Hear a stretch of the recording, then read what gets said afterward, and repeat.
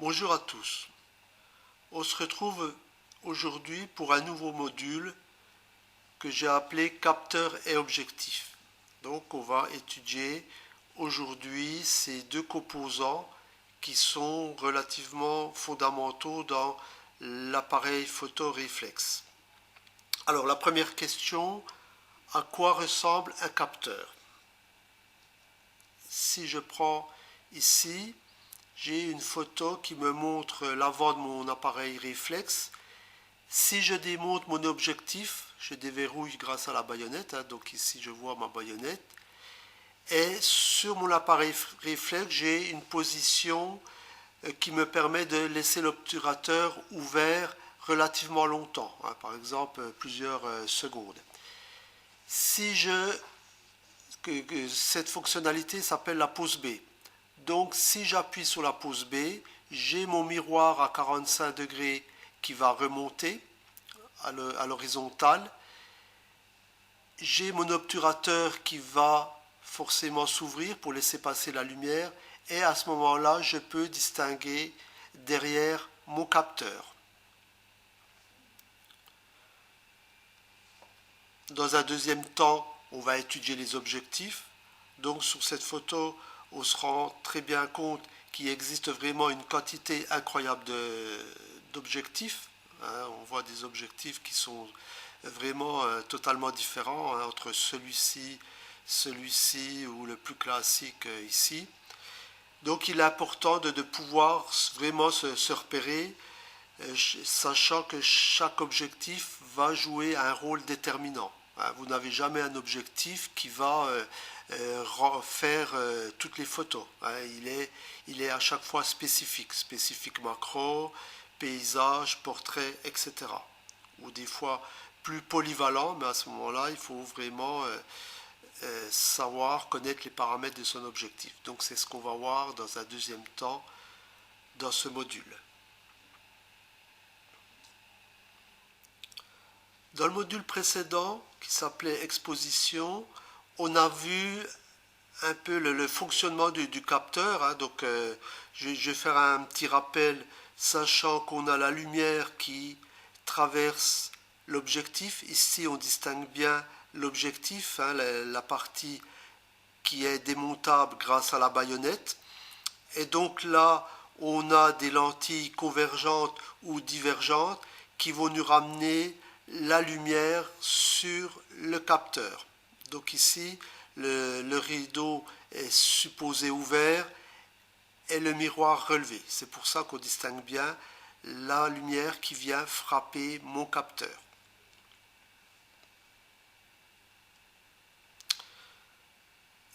Donc cet élément électronique, on le retrouve ici en détail.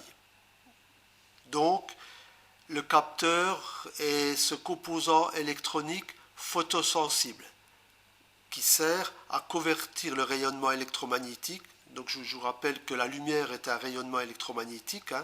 Donc à convertir la lumière en information utilisable par le microprocesseur de votre appareil photo. Donc la lumière va être convertie finalement en bits informatiques, soit des 0 ou des 1. Donc dans un premier temps, on va vraiment voir en détail cette pièce-là. Alors, suivant l'appareil photo, il existe beaucoup de formats différents de capteurs. Donc ici, on a un capteur qu'on appelle 36, qui est un capteur full frame. Donc on dit plein format, en réalité, c'est un capteur plein format qui fait 36 mm par 24 mm. Finalement, ce format-là correspond au format d'une pellicule. À l'époque où on utilisait la pellicule photo, on parlait toujours de pellicule 24-36. Donc ça correspond à ce type de capteur. Et à partir de là, on a toute une série de capteurs où à chaque fois, on voit qu'on diminue en format pour arriver vraiment sur du capteur relativement petit de 5 mm. Bon, sur cette diapo, on couvre quasiment toute la gamme, hein. Bon, sachant on peut trouver surtout dans cette partie-là des capteurs relativement différents. Mais nous, dans un premier temps, on va essentiellement on va prendre ce capteur-là en référence, hein, c'est-à-dire le plein format. Parce que c'est grâce à lui qu'on va pouvoir comparer les autres capteurs. Et également, ce qu'il faut savoir, c'est qu'à chaque fois que les fabricants vous vendent un objectif pour un réflexe, quel que soit l'appareil réflexe, on peut être chez Canon, on peut être chez Nikon, peu importe, ça va être toujours des valeurs qui sont données par rapport à un capteur plein format, même si votre capteur n'est pas plein format. Donc ça, c'est le capteur de référence. Donc ce qu'on a fait à ce niveau-là, c'est qu'on a superposé tous les capteurs. Donc c'est plus simple pour pouvoir comparer leur surface. Donc ici on retrouve l'APS-C de chez Canon et ici on retrouve l'APS-C de chez Nikon. On va essentiellement s'intéresser à ces deux formats, sachant que c'est les formats les plus répandus au niveau des appareils photoréflexes. Et également le plein format, mais qui est un format un peu plus professionnel. Voilà, donc la remarque qu'on peut faire d'emblée, c'est que ce capteur-là, si je prends l'APS-C de chez Canon, qui est représenté ici en vert, la remarque intéressante, c'est de dire ce capteur-là est quand même relativement plus petit que le plein format. Parce que je vous ai dit, le plein format sera vraiment la référence.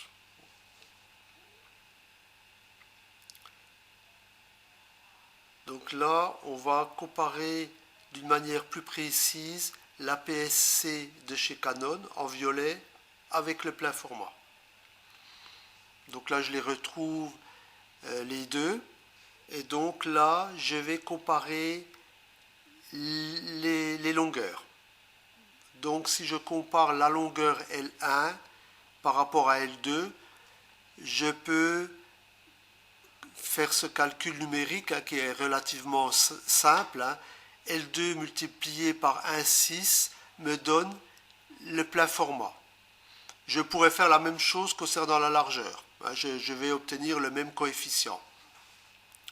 Donc 1,6 est le rapport des longueurs. Si je fais la même chose avec une photo, donc ici j'ai une photo concernant le plein format, je vais promener mon APS-C sur cette photo-là et j'obtiens cette longueur-là. Cette longueur-là par rapport au plein format, ça me donne une prise de vue que je peux voir ici directement. Donc sachant que la prise de vue ici au niveau de l'APS-C et la prise de vue au niveau du plein format sont pris de la même place, avec naturellement le même objectif. Donc, j'en déduis que quand je suis avec mon APS-C, j'ai ma longueur de 22,2, donc j'ai mon rapport d'1,6 qui va me donner cette prise de vue. Donc actuellement, on a vu une méthode qui nous permet de comparer les capteurs entre eux. Là, je reviens par rapport à ma diapo de départ. Et donc, je retrouve essentiellement les capteurs APS-C ou APS-H de renouveau chez Canon. Mais là, j'ai un moyen de comparer mon capteur par rapport à mon capteur de référence ici qui est le plein format. Je vous rappelle donc le 24-36. Donc je sais que la longueur du capteur numérique APS-H ici a un rapport d'1/3. Et également concernant Nikon, 1.5 et de renouveau chez Canon, ici on a également un autre capteur qui est d'1.6. Et j'ai pas mis tous les constructeurs, mais il est évident que ça fonctionne également chez Minolta, Sony, etc. Et donc j'ai vraiment un moyen de comparaison. Alors ce facteur, il est très important parce qu'on va le retrouver au niveau des objectifs. Donc on va voir un peu plus tard comment dans ce module, comment l'exploiter, comment l'utiliser. Mais dans un premier temps, avant de passer aux objectifs, il est intéressant de faire un petit peu le point concernant les fausses idées par rapport aux capteurs, du style les capteurs petits grossissent les photos. Donc c'est faux. En fait, ce sont des plus petites photos que le regard sur un même écran. Alors il y a aussi aujourd'hui la course au mégapixel. Hein. C'est vraiment le grand argument commercial. Mais attention, si elle s'accompagne d'une diminution de la taille des capteurs, ça n'a pas de sens concernant la qualité de l'image.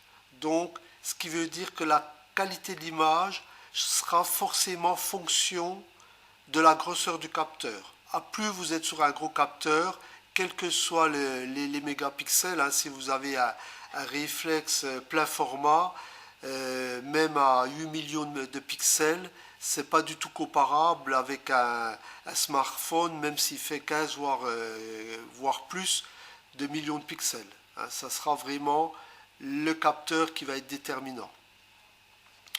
Donc c'est ce qu'on a ici, hein, un capteur de 18 millions de pixels est composé de 18 millions de photosites. Sachant que les gros photosites sont plus sensibles, donc plus réactifs aux faibles quantités de lumière. En résumé, ça n'a pas de sens de comparer des photosites d'un smartphone, par exemple, avec les photosites d'un réflexe, même s'ils sont équivalents en nombre de pixels. Bon, on va revenir dessus sur la prochaine diapo. Bon, il faut savoir également que la résolution de l'objectif peut également avoir une qualité qui n'est pas en adéquation avec la résolution du capteur. En effet, si la qualité va dépendre du nombre de lentilles utilisées, la qualité de l'optique, les traitements des lentilles, etc. Si vous avez un objectif qui commence à saturer quand vous lui passez une image qui est en théorie formée de 10 millions de pixels, même si vous avez un boîtier avec un capteur de 18 millions de pixels, vous aurez forcément une perte de qualité. Donc l'objectif doit être également en adéquation avec le capteur. Hein, accepter la résolution du capteur en tout cas. Par exemple, ici j'ai une photo de 12 millions de pixels qui est prise avec un réflexe standard APS-C et donc j'ai une image relativement nette. Si je la compare ici avec un petit capteur, toujours de 12 millions de pixels, ce qui veut dire que le nombre de pixels n'a pas changé entre les deux, à ce moment-là, il est simple de voir ici une perte au niveau des contours. Également, bon là j'ai un flou, c'est un petit peu plus difficile, mais je vois une forme de pixelisation. Et donc là également au niveau de la répartition des couleurs. Donc là je suis sur un photosite qui est nettement moins sensible que le photosite ici. Et donc au niveau de l'aspect général, je peux dire que cette photo manque beaucoup plus de piqué par rapport à cette photo-là.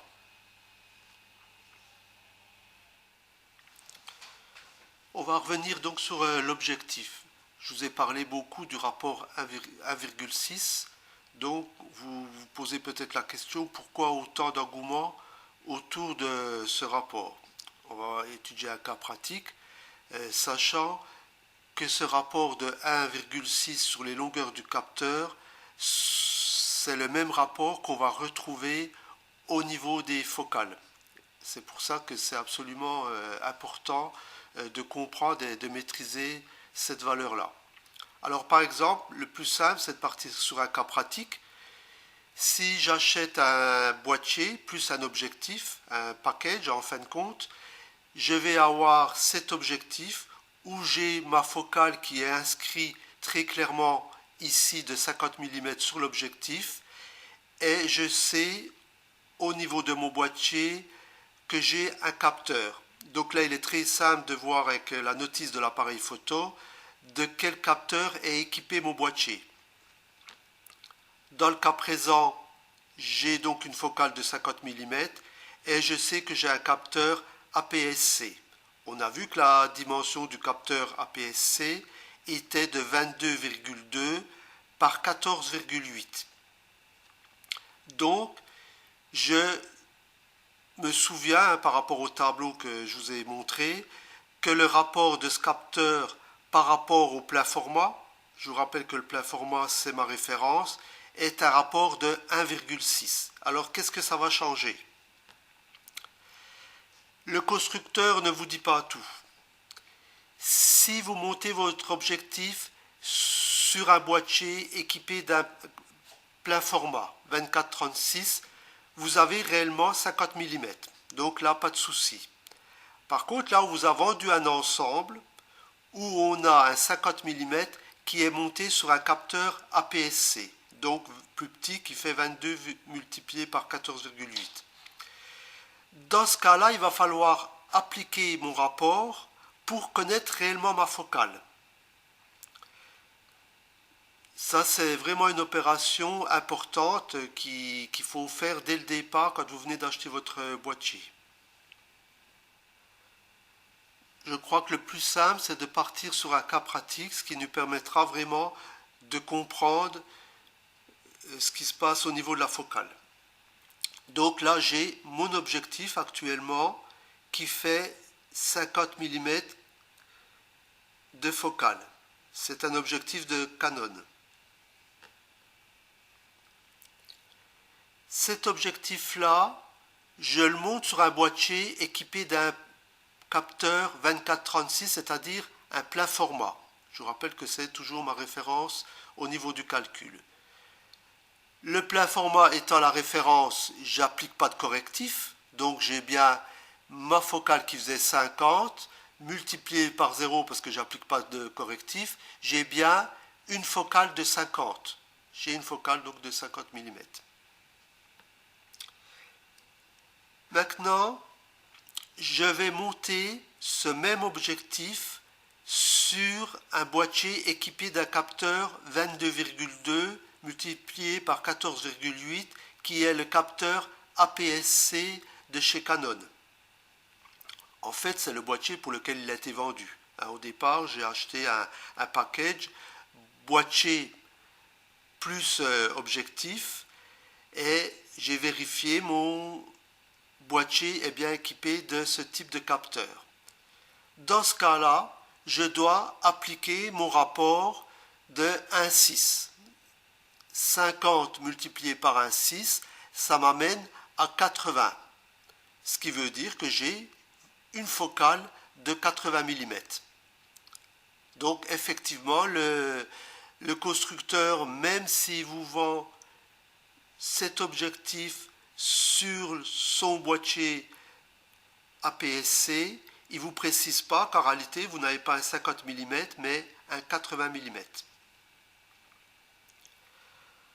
Alors, ce qui est important d'en déduire, c'est que suite à l'achat d'un boîtier, ou éventuellement un objectif, enfin d'un boîtier plus un objectif ou d'un objectif seul, je dois connaître absolument mon type de capteur pour appliquer le correctif correspondant.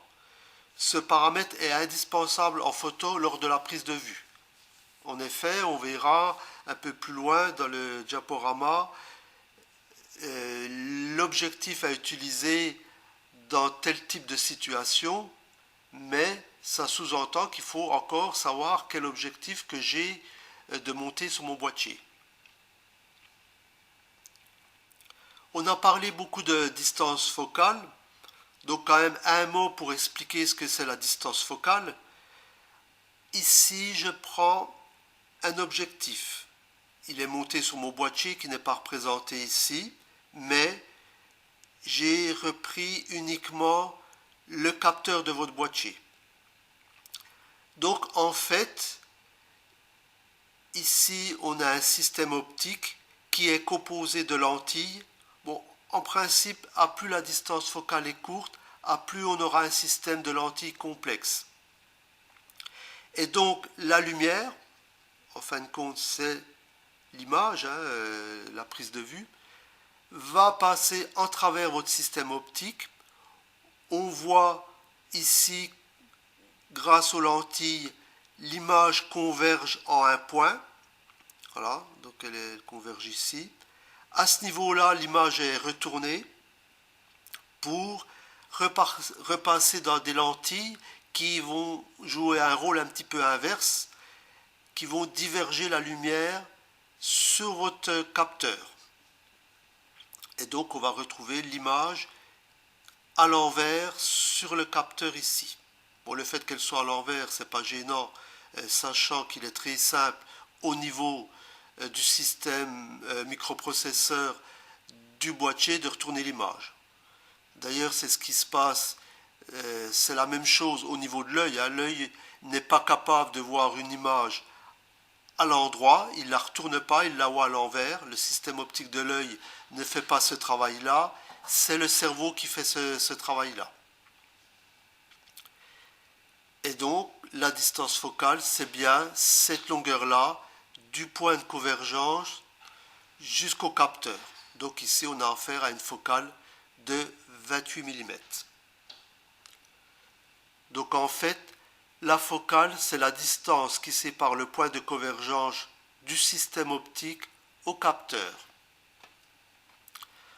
Et on peut noter également qu'un système avec une longueur de focale plus courte a plus de puissance optique qu'un autre avec une focale plus longue. C'est aussi pour cette raison qu'en principe, pour une qualité équivalente, il coûtera plus cher. On va voir les différents objectifs ou focales, comme vous voulez. Donc, on a vu que l'objectif est le système optique fixé à l'aide d'une baïonnette au boîtier. La baïonnette, c'est ce qu'on voit ici, grâce aux 3 encoches. On retrouve ici des contacts électroniques. Effectivement, l'objectif comporte pas mal d'électronique. Entre autres, il peut comporter des moteurs, stabilisateurs, etc. Et donc, l'électronique de l'objectif a besoin de dialoguer avec le boîtier. Donc, c'est grâce à ces petits contacts ici électroniques que le dialogue va s'effectuer. Je vous rappelle également que la baïonnette n'est pas standard d'un constructeur à un autre. Une baïonnette Canon n'est pas compatible avec un boîtier Sony, par exemple. Donc, cet objectif est composé de lentilles convergentes et divergentes, c'est ce qu'on a vu dans la diapo précédente, et donc forcément la qualité des lentilles sont responsables de la qualité de l'image finale. Donc ici on voit des objectifs différents, ça va d'un objectif relativement simple à des objectifs beaucoup plus complexes. On va voir que la lentille ici est beaucoup plus grosse que la lentille ici. On voit, elle se situe uniquement au centre. Et donc de ce fait, on va observer des différences de prix énormes, sachant que tout ce qui est optique est quelque chose de très très cher. En fait, en pratique, on assimile souvent le type d'objectif à sa distance focale ou angle de champ. On parlera d'un 55, d'un 18 mm ou un 200 mm quand on parle de zoom. Alors, il est évident que l'objectif est une pièce vitale de l'appareil photo. On va voir les points importants à prendre en compte. Entre autres, le premier point, c'est l'ouverture. Bon, vous vous souvenez sûrement, on a vu ça dans le module concernant les expositions, c'était le module précédent, hein, et où on a parlé beaucoup d'ouverture. Donc, l'ouverture, plus elle sera grande, plus vous aurez la lumière qui entrera dans l'appareil. Hein, sachant que la lumière, c'est le point fondamental. Hein. Sans lumière, il n'y a pas de photo possible. C'est plus de possibilités en basse lumière. C'est également la possibilité de bokeh. Bokeh, donc un terme un petit peu particulier ou nouveau. C'est tout simplement ce qu'on appelle un flou d'arrière-plan. Donc vous allez pouvoir, c'est une technique en fin de compte qui est utilisée souvent par les professionnels, qui consiste, si vous prenez une photo d'un portrait par exemple, et si l'arrière est flou, l'œil va être tout de suite attiré par les parties nettes, et donc le portrait va se détacher de l'arrière. Et donc ça vous donne tout de suite une photo avec un aspect professionnel. Et donc ça, c'est quelque chose qui est vraiment recherché. Et donc ça va être également déterminant au niveau du choix de l'objectif. Parce que pour pouvoir faire un flou d'arrière-plan, il va falloir utiliser des ouvertures relativement importantes. Entre autres, il va falloir se tenir dans des ouvertures au moins d'un 4, un 7, 2. À plus vous montez, à plus le flou d'arrière-plan va s'estomper.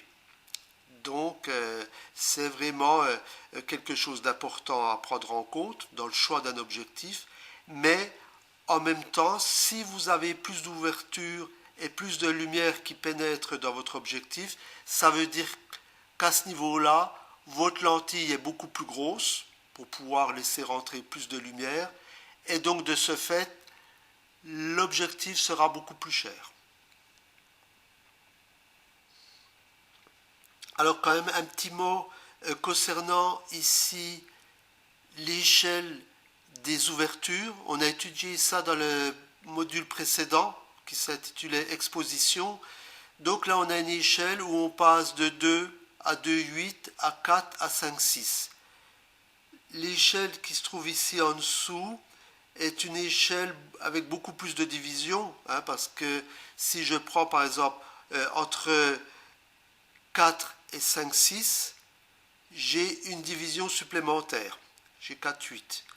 Donc, sur les différents objectifs ou les boîtiers qui sont également capables de gérer ce type d'échelle, on peut avoir des divisions qui sont supplémentaires. On peut même avoir encore jusqu'à 2 divisions entre le 5, 6 et le 4 par exemple.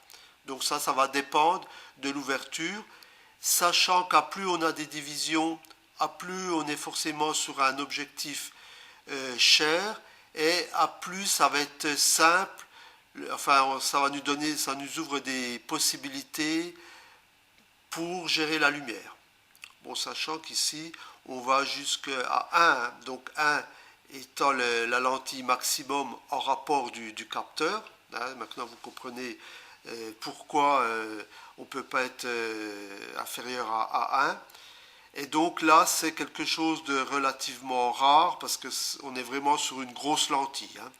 Donc sur des objectifs vraiment de qualité, on va plutôt démarrer à un 4, voire un 7. Et donc sur du classique, on sera plus sur du 2,8 et sur des zooms, on peut même démarrer à 4 au niveau de l'ouverture. Donc on pourra considérer qu'une ouverture à 4 est nettement, on a un objectif nettement moins lumineux qu'un objectif qui ouvre à 2.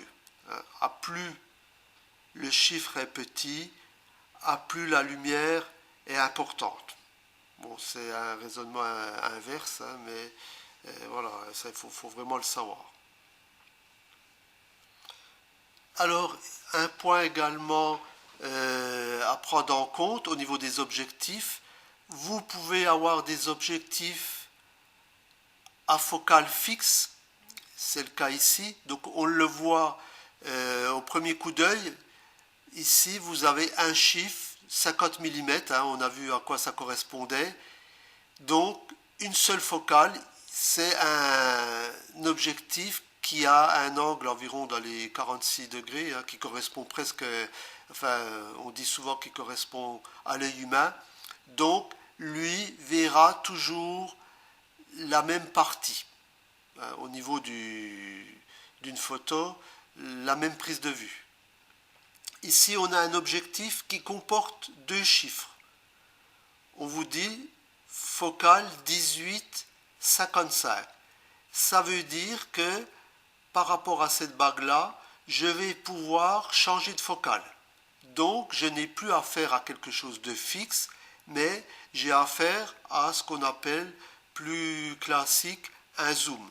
Donc, on peut faire varier la focale de 18 à 55 mm.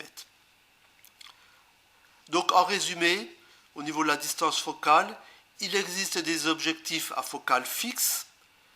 Ils sont définis par une seule valeur focale, par exemple ici 50 mm, et des objectifs à focale variable, ce qu'on appelle les zooms. Ils varient entre deux valeurs, par exemple 24-70, 18-55. Plus la valeur de la focale sera grande, par exemple 200 mm, plus vous verrez à longue distance et l'angle de vision sera petit. C'est un petit peu, on peut faire l'analogie avec des jumelles. A l'inverse, plus la focale sera courte, 24 mm, moins vous verrez loin, mais plus l'angle de vision sera important. Alors on peut être amené à comparer une focale fixe avec un zoom. Souvent on néglige un petit peu les focales fixes, mais il faut quand même être vigilant parce que les focales fixes comportent relativement pas mal d'avantages. Alors déjà, au niveau de l'ouverture maximale, elles ont en général une plus grande ouverture que les zooms. Alors ça, on a vu que c'était quand même intéressant parce qu'une grande ouverture, c'est la possibilité de bokeh. Je vous rappelle que bokeh, c'est réaliser un flou en arrière-plan. Et donc c'est le moyen de faire des photos plus professionnelles. Ensuite, un deuxième avantage, c'est la qualité. Même si les zooms se sont améliorés pour le même budget, une focale fixe produit toujours des images de qualité supérieure. C'est-à-dire pour le même budget, vous aurez quelque chose de supérieur au niveau, par exemple, piqué. Ce qui est compréhensible, sachant que vous avez quelque chose de plus simple au niveau construction. Donc pour le même budget, vous aurez des lentilles de qualité supérieure. Donc on peut dire en résumé que les focales fixes sont moins chères d'une manière générale en comparaison égale. Construction plus simple donc. Alors il y a aussi un phénomène qui est quand même relativement important, c'est le poids. Sachant que le fait d'embarquer une seule focale, vous aurez, on peut par exemple être sur une focale fixe, avoir un objectif qui pèse 200 grammes, le même objectif en 18-55, on peut avoisiner les 700 grammes par exemple. Donc ça peut être un avantage, surtout si vous faites de la randonnée, vous n'aurez peut-être pas forcément la nécessité du zoom. Donc quand même quelque chose à prendre en compte. Alors au niveau des zooms, bon là, il est indéniable que l'avantage c'est la flexibilité.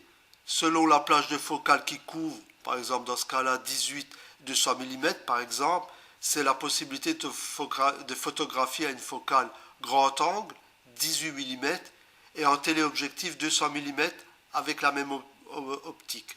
Donc un avantage quand même qui est intéressant.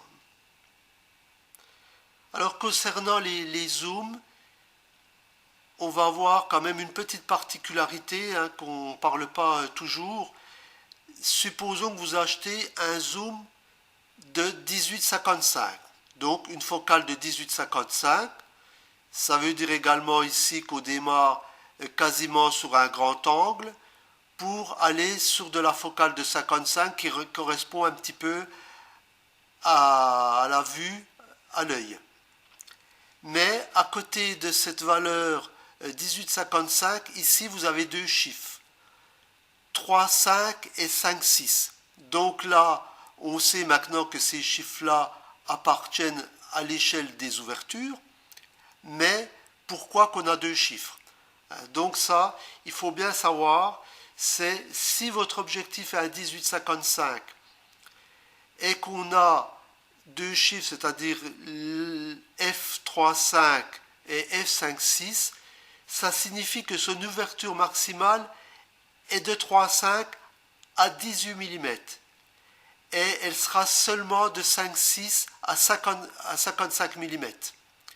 À 55 mm, vous ne pourrez pas ouvrir à 3,5. En fin de compte, ça revient à dire, à plus on grossit, à plus on perd de l'ouverture. Maintenant, si vous voyez le même objectif à 18,55, où ici vous avez un seul chiffre, par exemple 2,8, ça signifie que son ouverture est constante. Il peut ouvrir un maximum de 2,8, quelle que soit la focale, même à 55. Donc ça sera un avantage indéniable, mais sachant que on sera vraiment sur des lentilles plus grosses et donc un coût nettement plus élevé. Mais néanmoins, c'est important de le savoir. Alors, autre chose concernant les zooms, quand vous avez un zoom qui fait 500 ou 700 grammes, vous avez tendance à, on dit bouger, mais en réalité à vibrer. Vous n'avez pas conscience que vous vibrez au niveau de votre zoom. Et ceci peut se traduire par un manque de piqué au niveau de l'image, ou voire même du bouger. Alors les constructeurs ont ajouté un système de stabilisation au niveau de l'objectif qui va enlever ce phénomène, qui va supprimer le bouger. Donc, en résumé, le risque de bouger est surtout fonction du poids et de la grosseur de votre objectif. Et les caractéristiques des zooms, la stabilisation évite le flou du bouger. De ce fait, elle permettra également de réduire un peu votre vitesse d'obturation sans avoir de problème de flou, ce qui peut être utile dans des situations de lumière faible, bien entendu. Bon, maintenant, il est évident que si vous montez un pied, un trépied, vous n'êtes pas concerné par ce problème-là. Vous serez forcément stable. Donc, sur l'objectif, il est indiqué clairement s'il est stabilisé. Ici, on le voit, vous avez image stabilisée. Donc, ça veut dire qu'on a à l'intérieur tout un système de compensation pour le bouger. Donc, si vous devez acheter un objectif et si vous allez l'utiliser dans des lumières relativement faibles, donc ce qui va vous obliger à monter en vitesse, enfin je veux dire à diminuer en vitesse plus exactement, donc vous allez avoir un risque de bouger et à ce moment-là il sera vraiment intéressant de partir sur un objectif avec un système d'image stabilisée. Alors toujours dans les différents objectifs ou focales, on va voir un tableau, enfin plusieurs tableaux récapitulatifs. Mais attention, dans tous ces tableaux, les valeurs qu'on va voir, ce sont toujours des valeurs données pour un capteur plein format. Je vous rappelle que c'est notre référence. Et donc, maintenant, vous savez comment obtenir le facteur correcteur. Et donc, de ce fait, vous devez connaître absolument votre objectif et donc d'appliquer ce fameux facteur correcteur. Et donc, c'est ça qui va servir pour vous de référence. Donc, dans ce tableau, on voit les différentes focales.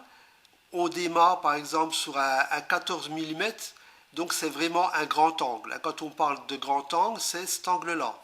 Voilà, donc là vous voyez qu'on est très proche, on est sur un angle de 114 degrés, supérieur à 90 degrés, donc il y a un angle qui balaye quand même pas mal d'éléments au niveau paysage par exemple. En ce qui concerne ce 14 mm en focale, ici, vous avez une petite vignette correspondante qui vous montre ce que ça donne. Donc vraiment une amplitude relativement importante. Et ici maintenant on va monter en focale, on va être sur une focale de 20 mm et à chaque fois l'angle va diminuer. Par contre, on aura plus de profondeur, c'est un petit peu le phénomène des jumelles, on aura beaucoup plus de profondeur au niveau de la prise de vue. Donc un 20 mm, je le retrouve ici. Et à chaque fois, vous avez l'angle qui correspond. Donc après, on a le classique 50 mm ici qui est repéré. Donc celui-ci est repéré parce qu'il sert le plus souvent de référence. C'est un petit peu ce que voit l'œil humain. Bon, c'est pas tout à fait juste de dire ça, mais néanmoins, c'est souvent quand même la référence. Il faut bien avoir une référence.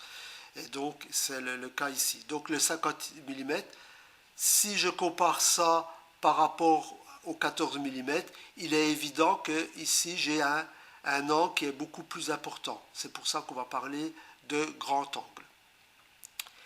Et toujours dans le même état d'esprit, je vais monter en focale pour arriver à un 135, qui est une focale relativement classique, et voilà ce que j'obtiens. Le bâtiment que je perçois à peine ici, je le vois dans sa totalité ici. Et après, je peux continuer sur un 200 qui est aussi une focale relativement classique, donc où je commence à avoir beaucoup plus de détails, et éventuellement du 400 qui commence à être on n'est plus dans dans le zoom classique, on est vraiment sur un super focal, 400 mm.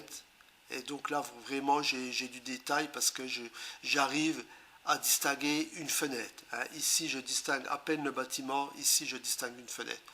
Donc, on va voir dans les prochains tableaux. Éventuellement, ça peut servir pour de la photo animalière, etc. Donc, par contre, il est évident qu'au niveau de l'angle, je ne suis plus que sur un angle de 6 degrés. Donc, on ne peut pas parler de grand angle. Il est évident 6 degrés comparé à mes 114 degrés ici. Une remarque concernant les longues focales, essentiellement les 400-600 mm. Si je compare cette vue-là avec cette vue-là, c'est-à-dire avec un ultra grand angle, 14 mm, je m'aperçois qu'au niveau de la maison, jusque devant la prise de vue, vous avez environ 200 mètres. Ce qui veut dire qu'il va falloir traverser ici 200 mètres d'air en réalité, et donc de pollution, de microparticules, etc. Et donc ça va enlever de la qualité de l'image. Donc c'est un petit peu un problème connu sur des focales de 600 mm où on peut avoir un manque de piqué ou par forte pollution, une espèce de nuage qui peut flouter un petit peu la photo. Donc attention à l'utilisation des super focales. Alors concernant cette diapo, on a un petit peu un résumé comparatif entre le plein format ici.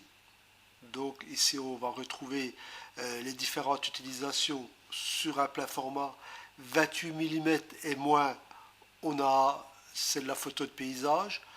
35 mm, on sera plus sur du reportage. 50 mm, je vous rappelle que ça correspond un petit peu à la vue. C'est un objectif à tout faire. 70, on sera plus sur du portrait. On n'aura pas de déformation au niveau des joues. On a quelque chose de plus fidèle. Donc, il sera largement réservé pour le portrait. Et donc, 150, on commence à être sur des focales relativement grandes. Et ça sera plutôt réservé au sport et à l'animalier. Si je compare mon plein format ici par rapport à mon APS-C qui est plus classique, à ce moment-là, et que j'applique mon facteur correctif, j'avais vu que par exemple pour Canon il était de 1,6. Si on vous parle de prendre une photo en 16 mm, à ce moment-là, ça veut dire que sur un APC, je vais utiliser un 10 mm. Idem, un 50 mm qui est la vue On a vu à plusieurs reprises que c'était un petit peu la référence au niveau on parle de standard. Si vous voulez l'objectif standard en APS-C, à ce moment-là, on va parler de 35 mm pour le même angle. D'ailleurs, si je prends l'angle, on voit très bien que cet angle-là est de 46 degrés. Et donc pour avoir 46 degrés en APC, il faut qu'on soit sur un 35 mm. Là, c'est un petit peu différent quand on commence à monter sur des longues focales parce que avec un APC de 250, en réalité, ça correspondra à un plein format de 400 mm. Donc ça peut éventuellement être un avantage concernant les longues focales. Donc là, on va résumer un petit peu ce qu'on a vu sous forme de tableau. Donc on va démarrer par un grand angle. Le grand angle va nous servir à faire de la photojournalisme, nature et paysage, concert. Au niveau d'un concert, ça peut être intéressant d'avoir la scène en entier, spectacle, scène de vie, etc. Ensuite, on a l'objectif fixe 50 mm. Donc c'est un objectif qu'on trouve souvent en vente avec le boîtier en package. Donc du fait qu'on est sur un objectif fixe, on a une ouverture qui peut être relativement plus importante qu'un zoom. Donc ça peut déjà être intéressant pour faire du portrait, reportage de rue, en studio, l'angle correspond bien à un petit studio de 4 sur 4. Nature morte, je vais pouvoir également me rapprocher, scène de vie, etc. Donc le 50 sur un boîtier plein format. On parle toujours, tout ce que je dis c'est sur du plein format. Si ce n'est pas le cas de votre objectif, enfin de votre capteur, à ce moment-là il faut appliquer le facteur pour savoir de quel objectif on parle. Ensuite, on a le zoom standard, donc un produit vraiment polyvalent, un peu à tout faire. On va retrouver la photojournalisme, comme le grand angle, mais bon, peut-être avec un angle moins intéressant. Mariage, donc au niveau d'un mariage, c'est la possibilité de détacher une personne et de prendre un groupe de personnes. Idem en usage familial, bon, c'est en fait l'objectif à tout faire. Ici, j'ai le 85 mm. Comme le 50, je peux faire du portrait. Bon, en principe, il est plus conseillé d'utiliser du 85 pour le portrait, où du fait que je suis sur un objectif fixe, j'ai une ouverture probablement plus importante que le zoom standard. Et donc, de ce fait, je vais pouvoir faire du portrait, enfin je veux dire avoir un flou artistique, ce qui me permettra de faire du portrait bokeh, mariage, studio et éventuellement gros plan. Ici on est sur la famille des zooms, donc c'est l'objectif par excellence pour le sport, l'animalier, les concerts si j'ai besoin de détacher quelqu'un sur la scène par exemple. Encore les mariages, si j'ai pas le moyen de me rapprocher. Par exemple, un objectif 70-200 calé à 200 mm permet par exemple d'isoler un sujet avec une faible profondeur de champ. Donc ça, c'est quand même relativement intéressant. Ici, je suis sur le téléobjectif fixe 300 mm.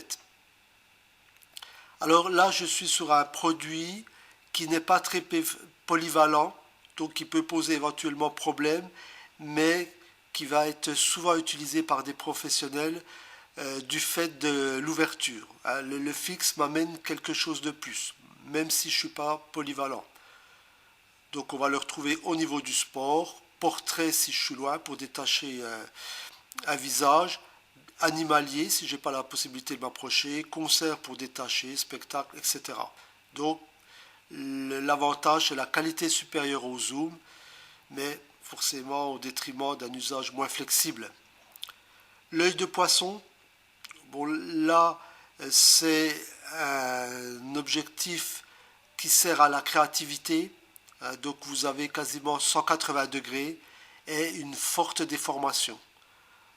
Une forte déformation, mais qui peut sembler sympa au niveau d'une photo. Par contre, il ne faut vraiment pas en abuser, hein. Je veux dire, ça risque vraiment d'être pénible si vous prenez toute une série de photos. Donc, occasionnellement, c'est quelque chose d'intéressant. Les perspectives, la déformation des perspectives amène un plus. Bien sûr, ça ne serait pas du tout possible au niveau de visage ou de choses comme ça. L'objectif macro, donc ça c'est vraiment pour la photographie très proche du sujet, hein, insectes, nature morte, l'intérieur d'une fleur, enfin etc. Alors deux petites choses avant de se quitter. Dans l'univers de la photo, tout le monde s'accorde sur la règle suivante. Si je dois choisir entre la qualité de l'objectif et du boîtier, il est préférable de largement privilégier l'objectif au détriment du boîtier, plutôt que l'inverse. De plus, si un boîtier est rapidement dépassé par les nouvelles technologies, ce n'est pas le cas de l'objectif qui est toujours un investissement durable. Bon, ça suppose néanmoins de racheter un boîtier du même fabricant, hein, ou un boîtier où le fabricant fait la même baïonnette, hein, sachant que si vous avez par exemple un boîtier, excusez-moi, si vous avez un objectif que vous avez acheté Canon, qui est un objectif relativement cher, et que vous voulez changer de boîtier, à ce moment-là, ça suppose que vous reprenez un boîtier chez Canon pour avoir la compatibilité au niveau de la baïonnette. Ah, ça, c'est important de vraiment d'en tenir compte.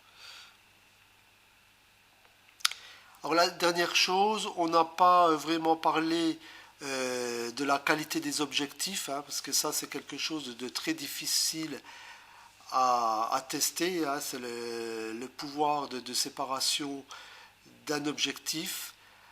Donc j'ai préféré vous laisser un raccourci www.dxomark.com, donc un site professionnel. Bon, je suis désolé, il est en anglais, mais néanmoins, vous allez trouver vraiment des comparaisons avec des. C'est vraiment un laboratoire qui est capable de vraiment de comparer des objectifs ou des boîtiers. Alors, c'est un petit peu la référence dans le milieu photographique. Pour l'utilisation, c'est relativement simple. Soit vous tapez la référence de votre appareil photo ici, et il suffit de cliquer chercher. Ou éventuellement, si vous ne connaissez pas pile poil la référence, ou si vous voulez chercher par fabricant, il suffit de cliquer ici sur caméra et ici le fabricant en question et de faire go, et il va vous donner toute la liste du matériel correspondant à votre demande. Vous pouvez faire la même chose au niveau des objectifs, il suffit de cliquer ici sur ce bouton là. Pareil, je clique sur le fabricant et en faisant go, je vais avoir toute la liste des objectifs correspondants.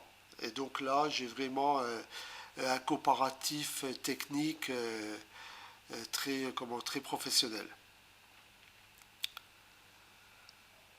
Voilà en ce qui concerne donc ce module qui était donc concernant les capteurs et les objectifs.